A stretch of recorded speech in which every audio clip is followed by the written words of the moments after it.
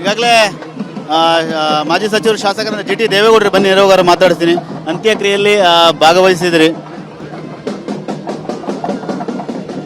ಚೆನ್ನಮ್ಮನವರ ನಿಧನದಿಂದ ಬಹಳ ಜನ ದುಃಖಿತರಾಗಿದ್ದೇವೆ.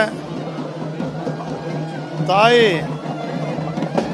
ಎಲ್ಲರನ್ನೂ ಕೂಡ ಅತ್ಯಂತ ಪ್ರೀತಿಯಿಂದ ಚಿಕ್ಕ ವಯಸ್ಸಿನಿಂದ ಕಂಡಂಥವರು.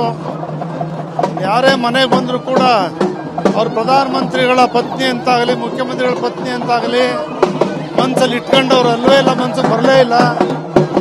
ಅಷ್ಟೊಂದು ಸರಳ, ಸಜ್ಜನಿಕೆ, ಗೌರವಕ್ಕೆ ಪಾತ್ರ ಆಗಿರ್ತಕ್ಕಂಥವ್ರು ಇವತ್ತು ದೈವಾಧೀನರಾಗಿದ್ದಾರೆ. ಇವತ್ತು ದೇವೇಗೌಡರ ಬೆಳವಣಿಗೆಗೆ ಚಿಕ್ಕ ವಯಸ್ಸಿನಿಂದಲೂ ಕೂಡ 75 ವರ್ಷಗಳ ಕಾಲ ದುಡಿದಿದ್ದಾರೆ. ಅವರ ಪ್ರಯತ್ನದಿಂದನೇ ದೇವೇಗೌಡರು ಪ್ರಧಾನಮಂತ್ರಿ, ಮುಖ್ಯಮಂತ್ರಿ ಹುದ್ದೆಗೆ ಏರಿದ್ರು. ಹೋಗಿ ನೀವು ಅವ್ರನ್ನ ಭೇಟಿ ಮಾಡಿದ್ರೆ ಹೇಗಿರ್ತಿತ್ತು? ನಿಮ್ಮ ಒಡನಾಟ ಹೇಗಿರ್ತಿತ್ತು? ಭೇಟಿ ಮಾಡಿ ಮಾಲಾರ್ಪಣೆ ಮಾಡಿ ಆಶೀರ್ವಾದ ತಗೊಂಡೇ ಬಂದೆ.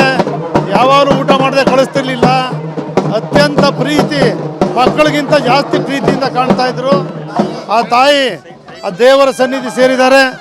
ಅವ್ರಿಗೆ ಆ ದೇವರ ಆಶೀರ್ವಾದದಿಂದ ಎಲ್ಲರಿಗೂ ಕೂಡ ಆಶೀರ್ವಾದ ಸಿಗಲಿ. ಎಲ್ಲ ಮಹಿಳೆಯರಿಗೆ, ದಂಪತಿಗಳಿಗೆ ಅವರೊಂದು ಆದರ್ಶವಾಗಿದ್ದರು ಅಂತ ತಾಯಿ ಇವತ್ತು ನಿಧನರಾಗಿದ್ದಾರೆ. ಅವ್ರ ಆತ್ಮಕ್ಕೆ ದೇವರು ಚಿರಶಾಂತಿಯನ್ನು ಕೊಡಲಿ ಅಂತೇಳಿ ಪ್ರಾರ್ಥನೆ ಮಾಡ್ತೇನೆ.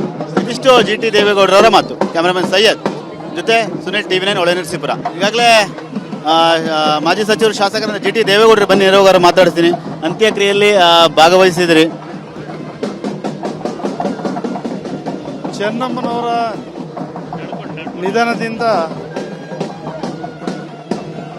ಬಹಳ ಜನ ದುಃಖಿತರಾಗಿದ್ದೇವೆ. ತಾಯಿ ಎಲ್ಲರನ್ನೂ ಕೂಡ ಅತ್ಯಂತ ಪ್ರೀತಿಯಿಂದ ಚಿಕ್ಕ ವಯಸ್ಸಿನಿಂದ ಕಂಡಂಥವರು. ಯಾರೇ ಮನೆಗೆ ಬಂದರೂ ಕೂಡ ಅವ್ರ ಪ್ರಧಾನಮಂತ್ರಿಗಳ ಪತ್ನಿ ಅಂತಾಗಲಿ, ಮುಖ್ಯಮಂತ್ರಿಗಳ ಪತ್ನಿ ಅಂತಾಗಲಿ ಮನಸ್ಸಲ್ಲಿ ಇಟ್ಕೊಂಡವ್ರು ಅಲ್ಲವೇ ಇಲ್ಲ, ಮನಸ್ಸು ಬರಲೇ ಇಲ್ಲ.